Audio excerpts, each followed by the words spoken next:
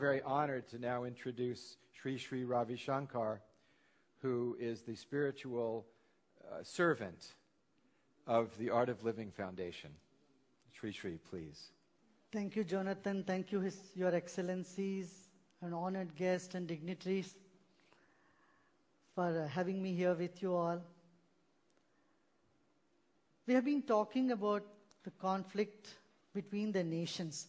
Let me take you on another journey, conflict within an individual. It's the individual who makes the society and makes the world and the nations. So let's not forget it's the individuals who create conflict and who can resolve conflict as well. Now, there are three types of people. The first type of people is who make things happen.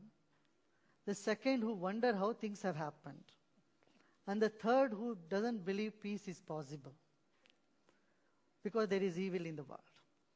And I'm happy to be with the first category of people here. For any dialogue to happen, you need a mediator.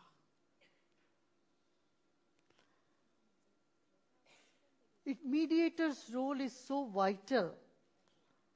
And the mediator has to be a catalyst, not impose himself or herself in a meeting. The skill of mediation is what shows the success. Actually, when any dialogue or any mediation succeeds, it is your good luck. If it fails, you have to learn your skills. Mediation is essential. I would like to bring to you an anecdote, an event that happened in the life of Mahatma Gandhi. When there was division of India and Pakistan against his will, which he never wanted, of course, British was all for it, but Mahatma Gandhi was totally against division of the continent into two countries. When this was happening and there was a lot of killings, Mahatma Gandhi would not believe anybody that in Pakistan people are being killed and they are being sent out, Hindus are being thrown out of that place. So he sent his close lieutenant, who was there with him for 22 years, who happened to be my teacher as well. He sent him to give him the right report. In those days, there was no telephone calls. There were no cell phones, no telephones available everywhere. So he practically had to travel to that area and brought back all the horror stories. He said, division is final, you can't go back.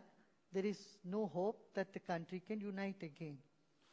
So when Mahatma Gandhi was given this news that the country is now divided on the lines of, Pakistan is divided on the lines of religion, Mahatma Gandhi refused to believe.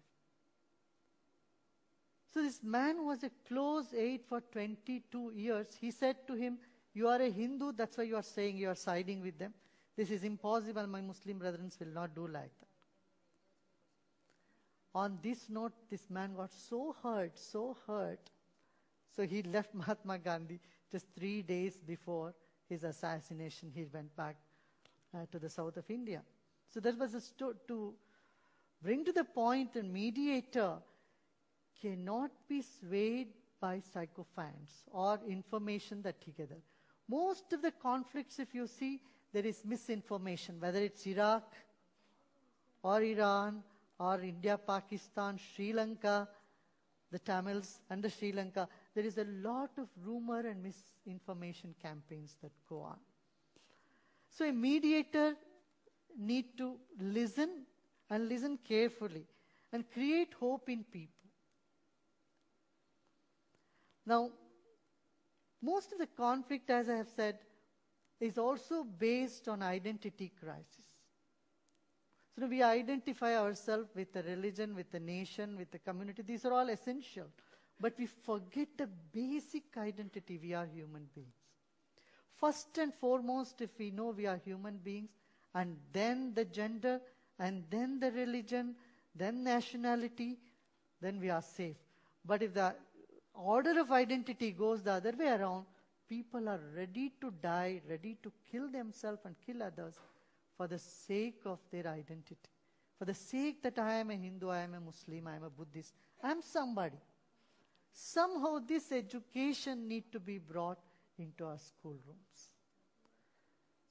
We have to educate our children, young people on a multicultural, multi-religious, multi-ethnic education so that they have a sense of belongingness.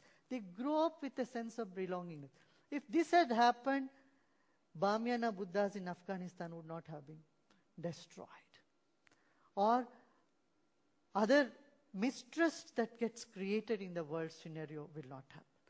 I find stress is the basic cause of mistrust. So we need to know how to get rid of stress in our system.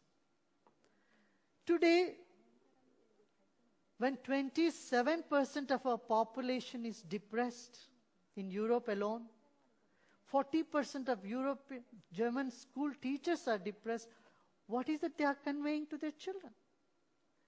This is a very dangerous scenario. Peace is not an euphoria, it is a state of mind. It is not a situation. Happiness is not something to be attained. It is an attitude. Can't we create a human being? Can't we create this tendency in the mind to teach our children how to manage anger, how to manage frustration, so that it doesn't spill over in their field of action? That can break the barriers.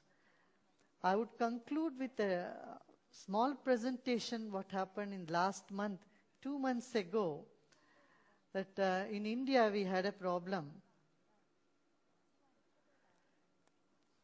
There was this conflict between an ethnic community which has 53 million population. And there was deadlock between this community and government because they would not agree, they would not see eye to eye with each other.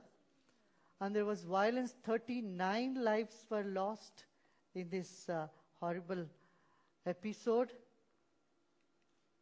So it affected a large part of northern India, and about 7,000 crore rupees, that's about $2 billion, nearly $2 billion was lost for the country. In just 15, 20 days, they would remove all the railway lines. There was total deadlock.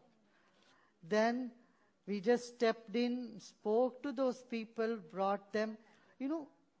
As a mediator, if you have a calm and collective mind, listen to them, then I feel that things are possible. What is not possible? What was thought to be totally impossible and it will result in a big civil war got solved just through dialogue. And that's what I would like to just conclude with. This was the recent thing, just June 8th. And then similar exercise we took in Jammu and Kashmir, where there was a deadlock in 61 days. The entire Jammu city was shut down. Then if we believe that we can bring people together and talk to them, not being right or not being left, the left, the world is generally, I feel, is divided into right and left. The right things, there is no sense left in the left. There is nothing right in the left.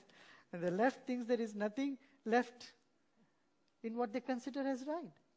So we need to be towing that middle path, bring the people, and I am sure youngsters here and all of you can play that role of a mediator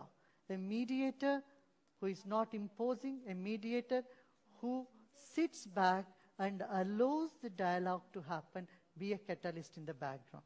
Thank you very much for listening.